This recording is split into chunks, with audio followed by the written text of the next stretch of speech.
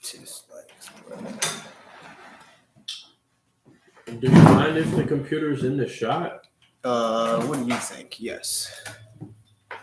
But I can't get both of you in the phone frame. He's the only one who can do it. Bring your wife out here. She can do it.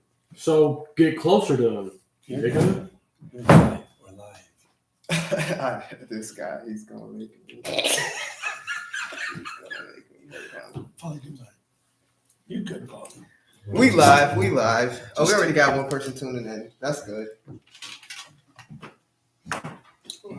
Technical difficulties, please forgive us.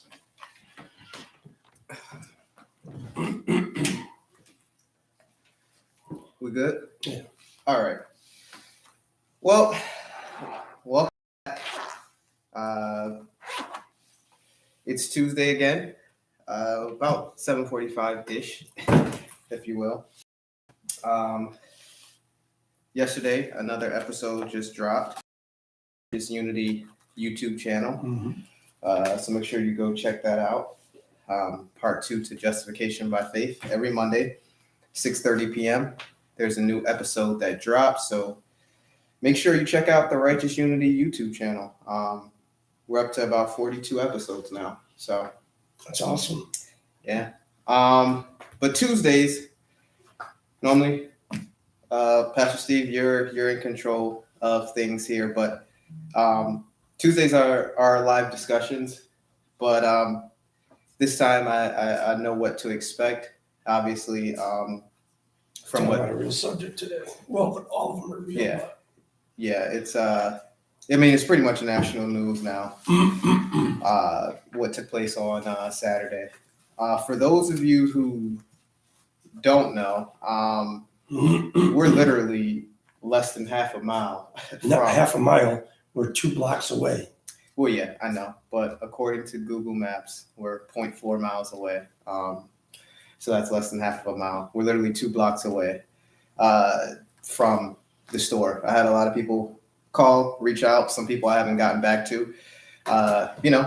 Just forgive me right now. It's a lot of emotions right now. You see things on the news, you pay attention to things, and you never think those things will happen that close, and to the point where you Google search Buffalo, and you're literally looking at a picture of a store that you go to on a regular basis, that we all go to on a regular basis. Literally, our church is right there. I mean, been there since it opened up around 2003, 2004. So whatever. I don't want to start talking too much because I know you have something guided and going through. I just kind of wanted to let people know kind of what we're going to be addressing and dealing with. Really, we want to address what now.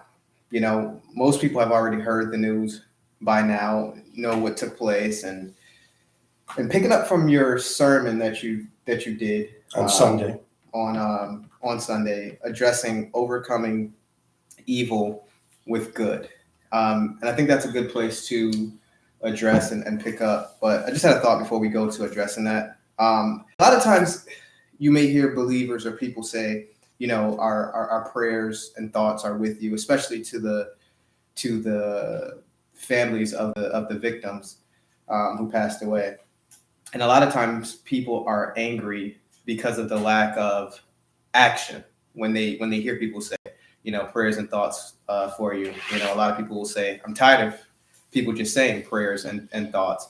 I just want you to understand, if you're watching this or whenever you may watch it back, that when we say our prayers and thoughts are with you, it's really us recognizing that we're leaning on something that is greater than ourselves. We're leaning on something that's more knowing than us, more loving than us, that has the capability to touch that which created the being, to be able to touch them in the situation that they're grieving with, words to say that can help them. But if God, who created man, the design of mankind, if I'm praying to that being, I believe and put my faith and trust that God will know what to say, what means to bring up. No way, a shape or form to deflect from responsibility, which we are going to talk about later on. But sometimes when people are addressing prayers and thoughts are with you, it's really because we are really trying to cling to, like I said, the most powerful being we know, the most intelligent being we know, the most all-loving being that we know, all merciful, all gracious, and we're clinging to that God will know what needs to be said, what needs to be done in that moment. But we are not removing our action from what needs to take place. So when you hear us say our thoughts and prayers are with you, just be cognizant of that. So what do we do now? There's a lot of emotion, even still. It took place on Saturday. There was shock. I don't think, I mean, I'm only 32, but I don't think I've experienced this,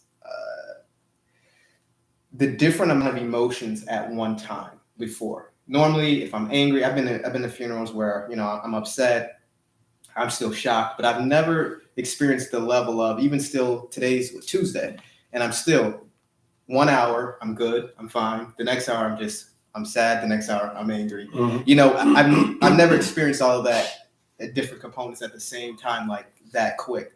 So what is the thought process? You stated in your sermon to overcome evil with good.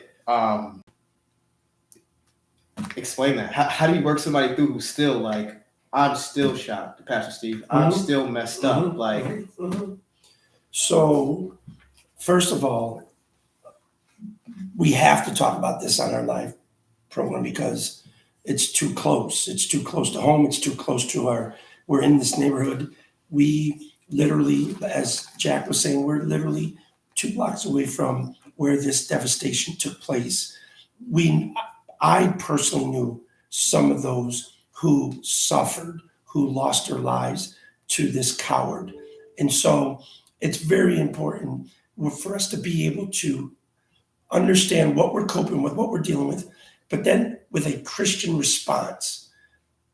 Our feelings and our emotions, our thoughts, we're all trying to absorb the event, the enormity of evil that occurred, trying to process this. It's going to take time for people to work through a lot of what they're feeling. I myself, I'm going to be honest with you. I mean, Sunday after we got off the live feed, I was trying to share with them, and I started crying. Because it's so real, it's so heartbreaking to have to see this right here at our doorstep.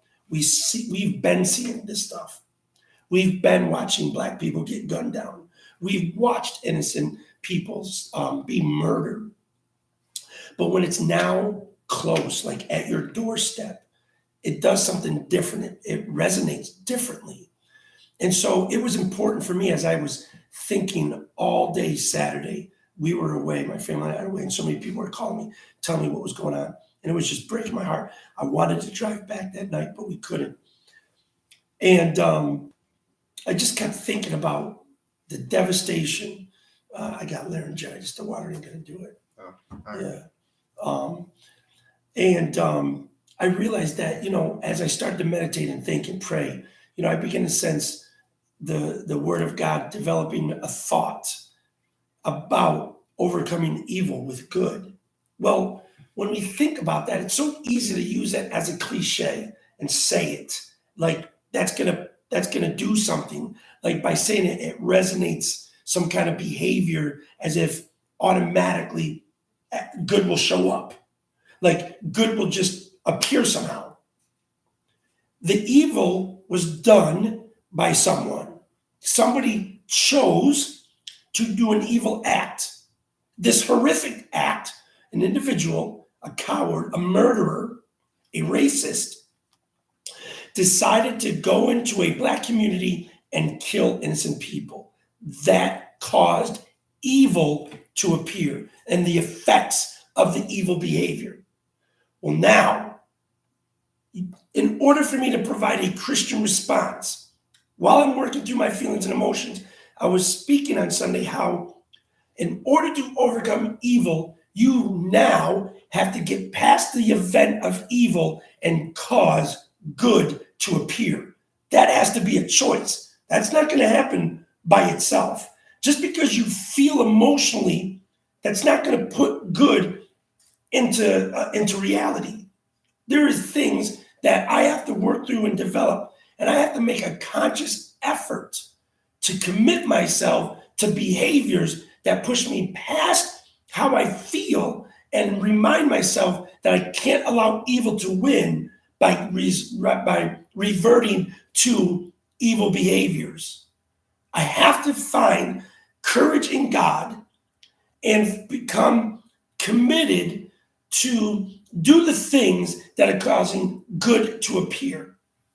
Now, in a minute, a little bit down further in our conversation, we're going to talk about a campaign that Christ Crusaders Assembly is about to start, and it's called our Good Campaign. Why are we calling it our Good Campaign? Because we understand Jesus teaches the best method to conquer evil is to do good. Now, I get it. My mental state might want me to fight, right? My mental state might want me to get even and cause vengeance. My mental state might try to lead me to go in that direction. But Jesus teaches the best way to conquer evil is to overcome evil with good. So we're going to start a good campaign by doing some certain things. But let's stick to the text. Like, let's stick to the methodical process of a Christian's response to this tragedy. By no means am I ignoring the internal expressions that are trying to manifest in a negative way. Yes, me personally, I've had some thoughts that have not been good, but I had to keep myself before God. I had to keep praying. I had to keep myself mindful. I am not going to be able to extinguish evil if I manifest evil. I've got to be able to conquer the presence of evil with good. And so when we read about in Romans chapter 12, I believe it's like verse 21 or something, it tells us that do not be overtaken by evil, but overcome evil with good. That is the best method to move forward and to get through these kind of tragedies. Am I saying that it's evil, like we just wake up and we know how to do good? I'm not saying that at all. But what I am saying is I have to first make a mental commitment and a prayerful commitment to depend on God to help me to start working in manners that will make good appear. Any thoughts? I think that's a good point to just stop off right now and just reflect on just the fact that, one, it's not wrong to, even as believers, it's okay to say, like, right now, like, I'm not in a good place. Correct. Yes. I think sometimes we as believers try to play super Christian, superhero, and to be honest, while doing that, you're only removing yourself of the inevitable, which is you're going to eventually end up doing something that's going to go contrary to. It's going to leak out because you're not being real with it. Yeah. And I think that for me, the biggest thing that you keep saying that's keeping your mindset sane is that you're going to God in prayer and you're venting to God. Yes. And all Saturday, all I did was scroll and look and constantly, watch and I'm not saying to ignore what's going on, because we're not supposed to ignore what's going on, but you're going to have to find some kind of balance that doesn't just suck you into just watching this the entire time. Just continue to look at the news, continue to, because then that's all your thought process is going to be. And you don't have the time to really talk to God, even if it's like, God, why? Like being able to go to God and talk to him. I think sometimes we miss that, being able to talk to our brothers in the faith who may be experiencing some of the same things as well too. Like, I'm pissed, I'm angry, bro, I'm with you too. I understand, but listen, make sure that you take that and go to God. Make sure I don't have any condemnation in my mind or any judgment in my mind for somebody who is a believer, let alone not a believer, but somebody who is a believer who's still trying to process this and who still may be upset. I'm not looking down on you. I'm not saying these verses should say this. I'm here to say, like, listen, I understand where your mindset is, and I understand the inclination that you stated, which, eventually we're going to have to talk about. You're not going to be able to sustain doing good without God, because you can do something in the moment, but eventually you're going to have to ask yourself, why? What is driving me to want to do good? Mm-hmm. And absent from God, you really have to ask yourself some questions. Somebody may say, well, I want to do good because I want good things to happen to me, and I want to. But if you're more dominant, if you're more powerful, you don't need to worry about something good happening to you. You just go and inflict and do your harm and damage to people Right. and get things to happen. Right. So what can sustain you? Longevity, to continue to consistently do good.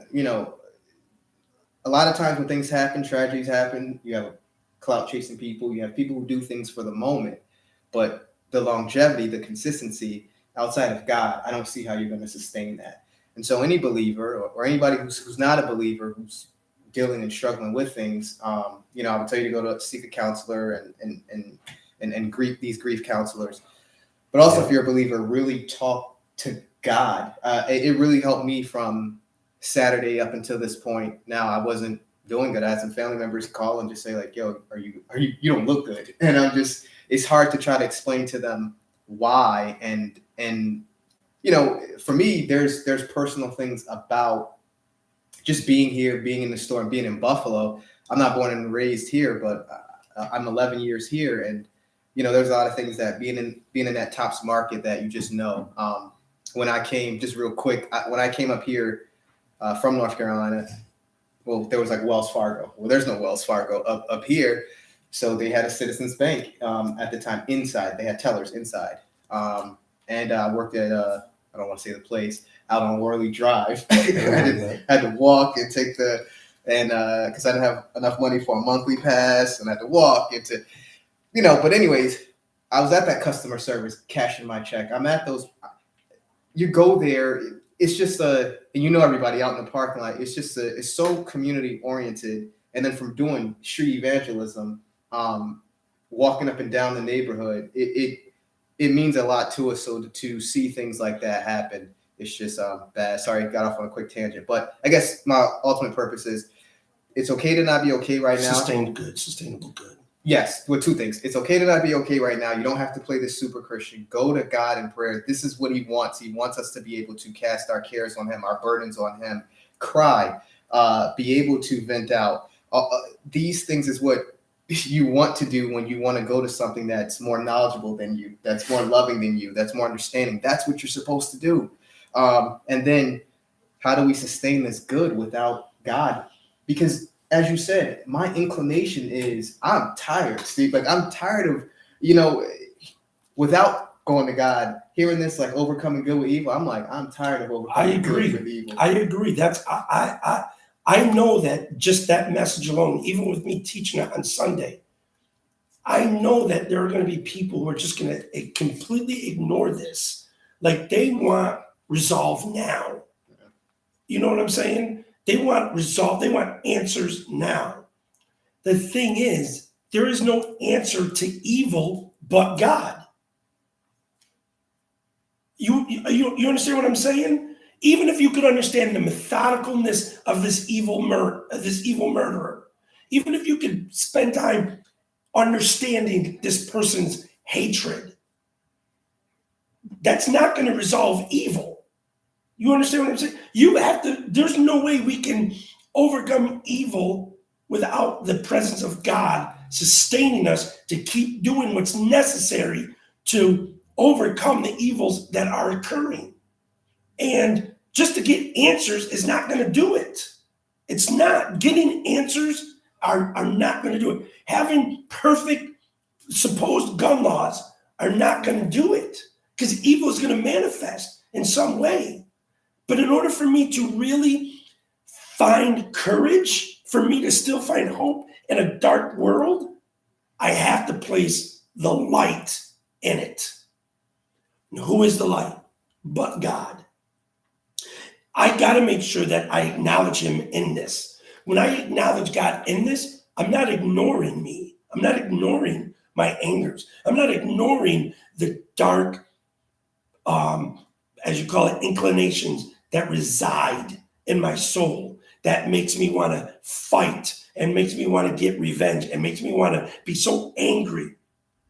I am not ignoring those things when I call on God or when I involve God. What I'm saying is, because those things are there, I need you, God. I need you to help me to overcome this evil and help me to produce the good so I can be a light, so I can help people to realize we don't have to let evil overtake us. We don't have to let the evils of others overtake us. You understand what I'm saying? And I agree.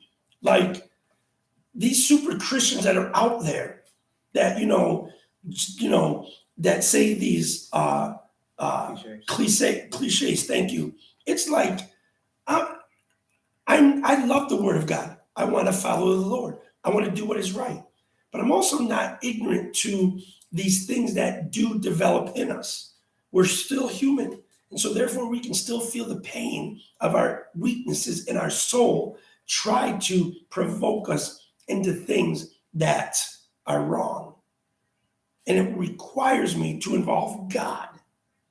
When I say involve God, Jack brought out the all-knowing, the one who loves infinitely, the one who has all the mercy and the forgiveness, the one who's got providence and goodness unlimited.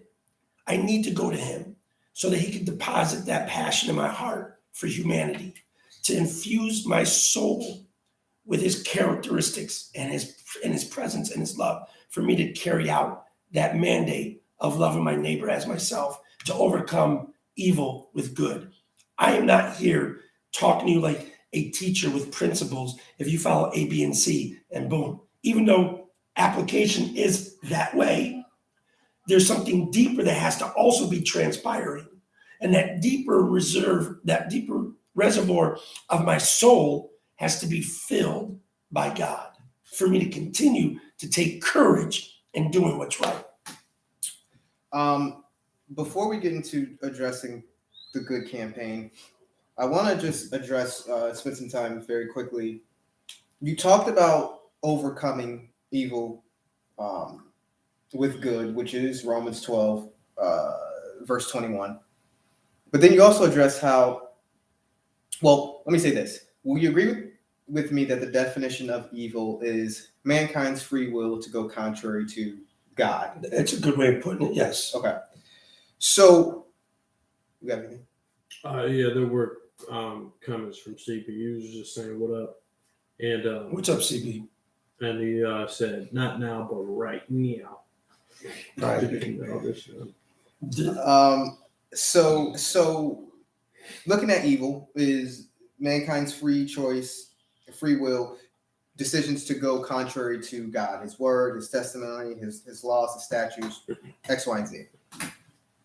Understanding that mankind will never remove itself, but God will never remove mankind's free will until he comes back. Correct. Right? How do we reconcile overcoming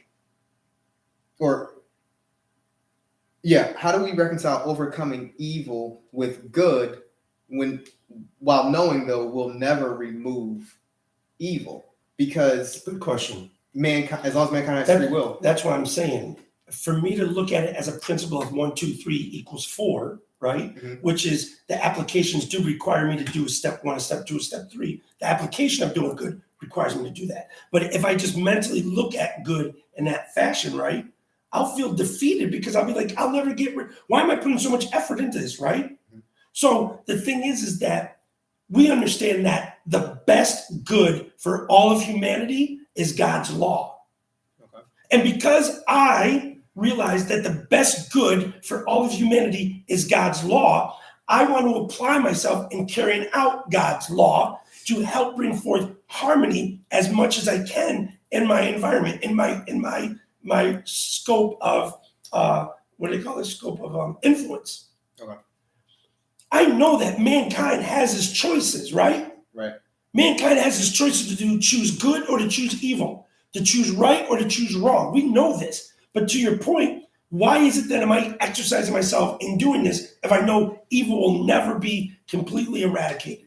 Because we have to recognize my faith in God acknowledges that his law is the ultimate supreme good for all of humanity. For me to detract from that, I also then am a contributor to the evils going on around. You follow what I'm saying? Okay.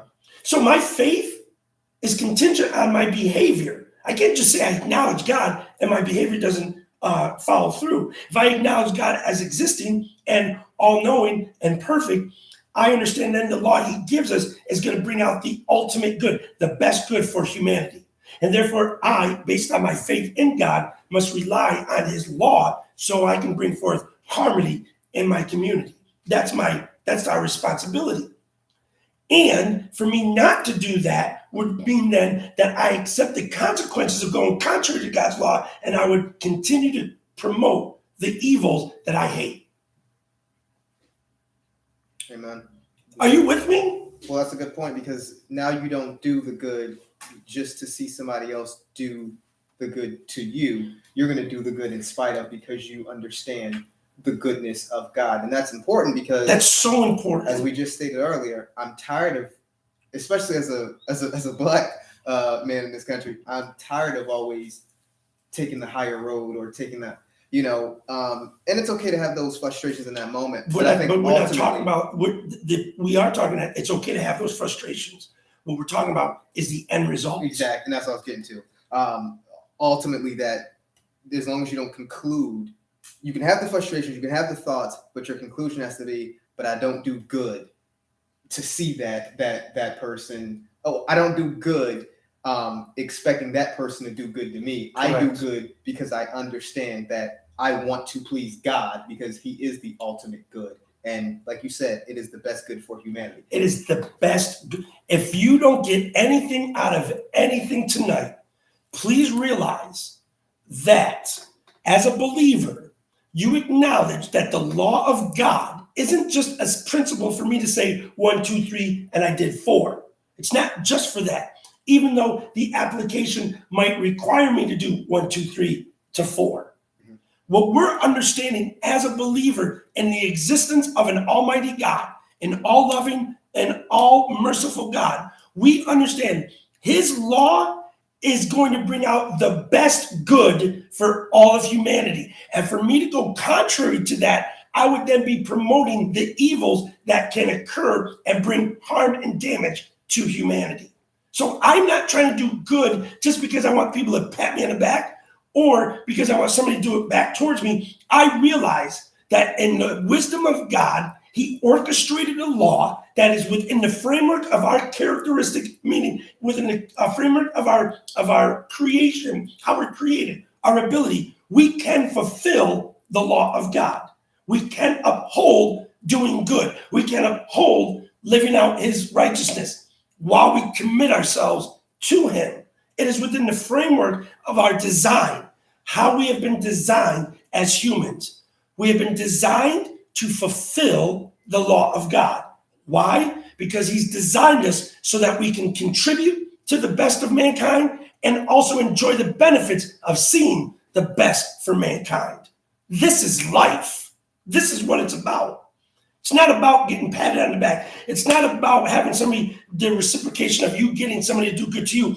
Your mental process comprehends that the law of God brings out the best good. That's why I said, when you hear the word saying, overcome evil with good, that is the best answer to evil. That's the best answer because it comes from God and it's going to get the best results. Will it be immediate results? No. Will it satisfy all of the deep urges in you? No.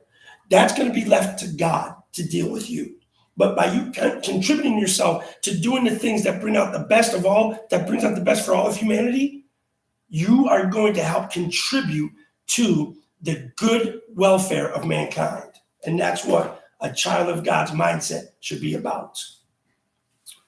All right. So in addressing that, overcoming evil with good, well, what is the good, and how does that tie into this good campaign that you're addressing? Obviously, the way that evil isn't just one thing; it could be many different things. Obviously, good can be many different things. So, what is good here in Romans 12:21, and then how does that tie into what we're gonna do with this good campaign? So let's first of all think about it in three different ways. First, good, overcoming evil with good. First is the personal commitment one must make, meaning for themselves about maybe evil done to them personally. Okay. You see what I'm saying? So let's take, for instance, if somebody stole from me, right?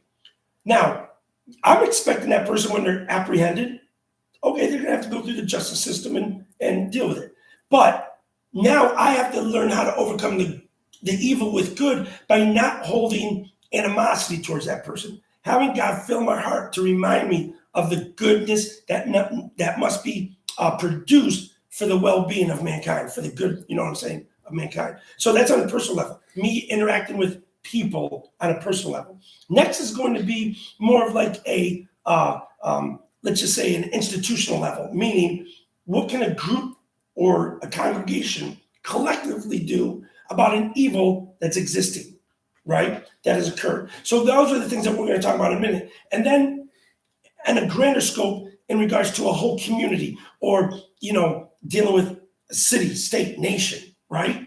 Because the Bible even talks about righteousness exalteth a nation. What does that mean? It means righteous laws can elevate a nation. That means collectively as a nation, they choose to incorporate righteous laws. But we also know that sin is the ruin of people. It says that, meaning wickedness or sin is the ruin of people. And it will be. Because as you continue to allow sin to run rampant or wicked laws or wicked systems to continue to exist, it's going to be the ruin of people. So to answer your question, personal good, me committing myself to doing things that would foster the well-being of others by not retaliating, by not wanting to get even, by not wanting to go back and harm somebody because of what they've done to me. Jesus says, bless those that what? Curse you, right? Do good to those that despitefully use you and persecute you. You see what I'm saying? Pray for those. So love worketh no ill to his neighbor. Therefore, love is the fulfilling of the law. So when you understand that, now let's go to a like a group, a congregation, the body of Christ, right? What can they do collectively to help deal with an evil that has just hit their community? In the Bible, we talked about before that the disciples came together to help the needs of what was going on, right? So collectively, they chose to help out when there was a need in the community. Well, when we see this evil hitting our community, which just literally punched us in the face on Saturday, this deep-rooted evil literally punched Buffalo right in the mouth and punched us hard. What are we going to do as believers collectively to get back up and help this city recover from this evil? While everybody else that's in our community, while many other people in our community might want to be looking for other ways of getting, resolve, the believer has to set the mandate of what is best for the well-being of the community. That is doing good to overcome the evil. So in our good campaign, we're desiring to turn our sanctuary into a commissary.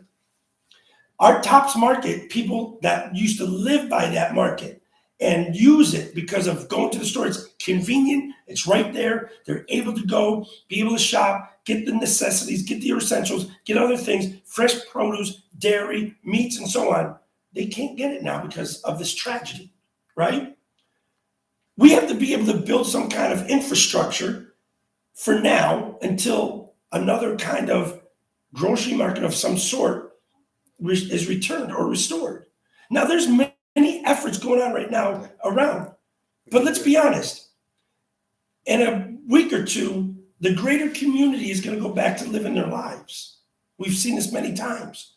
It's going to require the community itself to find ways to build an infrastructure to help the community.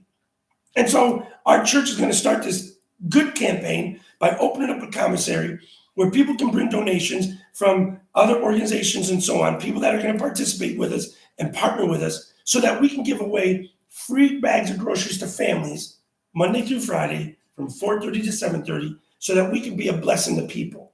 Now, we're going to do it for a couple of weeks, review it, see what else is going on. And try to continue the process, because there's got to be something long term. What's going on right now, in a week or two, it's gonna phase out. It's just natural, just what happens. But the community itself, and we're also doing a fundraiser on Saturday. We're going to be friends of mine from Delaware North, chefs. We're going to be cooking some meals, and we're going to be selling meals so we can raise money for the families of that suffered, their loved ones that were victims. So we can raise money financially and bring it to them and give them some support. Now, I know so many people are doing things, but you cannot allow evil to hamper your spirit from going out and doing good. You just can't. So you have to participate in some manner. And our church, Christ Crusaders Assembly, refuses, because we are invested in this community for many, many years. And for many of you that know about Christ Crusaders Assembly, we're in our neighborhood. We're doing things in our neighborhood. We choose to want to continue to be a blessing to people in our neighborhood, and we're going to do it. And so that's our good campaign. That's the start of it. We're going to continue to develop it and grow it so that people will understand this is our good campaign. Not only because the Bible calls us to overcome evil with good, but Buffalo is called the city of good neighbors, and we want to be that light in a dark place. Amen.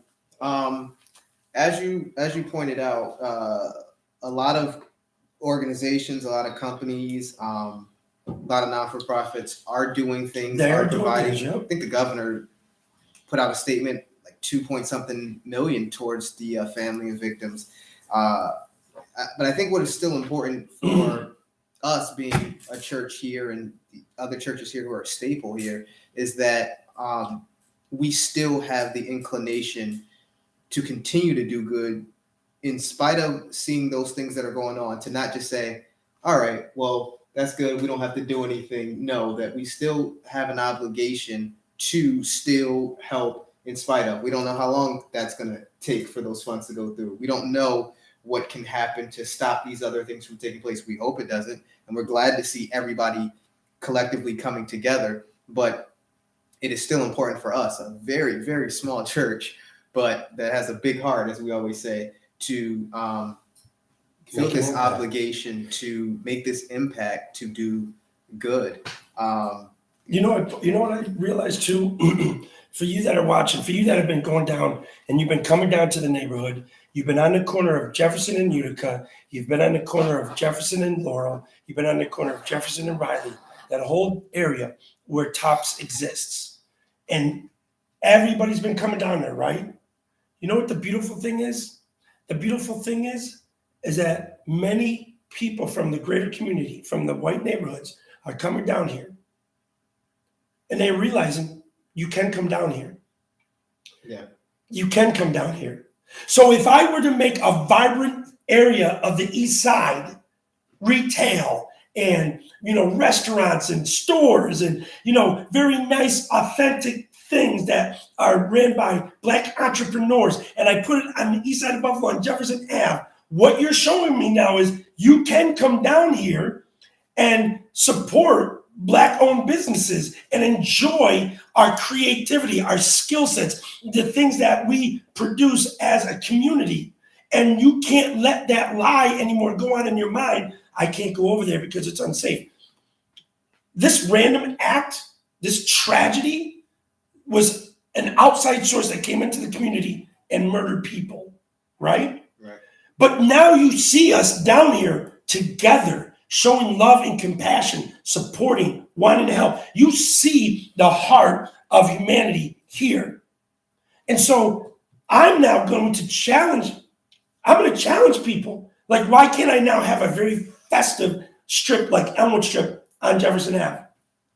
Yeah. Why can't it be supported? And why can't people from the greater community come down here and shop at a Black-owned restaurant and enjoy a coffee shop that's run by a Black entrepreneur, right? And enjoy great coffee, just as good as Spot Coffee or Panera or Timmy Ho's, Tim Hortons, sorry.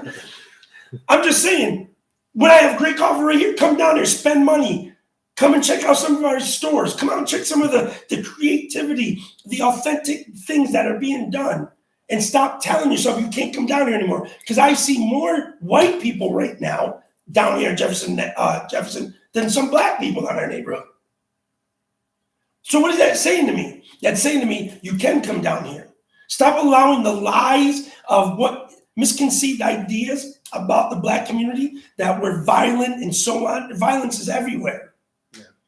But you can, and we should be now pushing a stronger presence of high-end stuff in retail and great areas of our community that could be bolstering economic growth and create more equity and more equality and more financial strength within the community.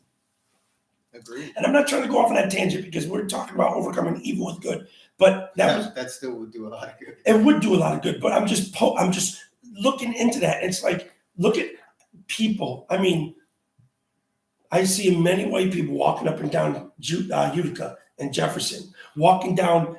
People are driving down Glenwood, going up Purdy.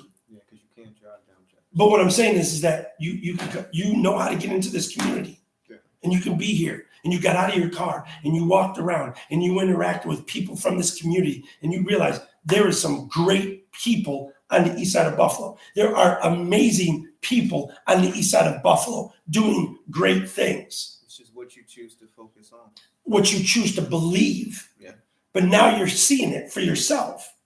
That there is great people over here on the east side wanting to do great things. Agreed. Paulie, anything? Our good campaign, remember that, our good campaign. Yeah, I'm gonna make sure. Well, whenever we have the videos up, we're gonna make sure we try to get it to where it's downloadable so that I can put it on the Righteous Unity on YouTube and on Instagram. But yeah, make sure that once you see these videos go up for the campaign, that if you find it in your heart to want to donate, if you are a Buffalonian, if you want to come down and put in any labor and time and effort with us, please reach out. But we'll have all that information going forward. But leave this one thought in your mind, Romans 12, verse 21. And it is not a removal of your emotions. It is not a removal of the things that are going on today. It is a long-term fix and an answer for how to deal with tragedy, how to deal with evil. And that is to overcome evil with good. Anything else you want to say? No, I think that's good. I think that I'm committed to a long journey of causing good to appear to impact our community. I'm committed to a long-term commitment of helping good to appear in our community. What's my motto? What's my motto? What's my motto? To do. Don't mess it up. I am. My mind. My motto, my church knows this is my motto. Well, I thought my church knew, but my motto is this. Come I on. want to do as much good as I can for as many as I can for as long as I can. That is my sole mantra. I want to do as much good as I can for as many as I can. For as long as I can. Gotcha. That's how I want to go out. Yeah, the way you've been eating, I don't know if you'll be able to. I'll be doing more good for a longer time than you will. All right. Bless y'all. God bless.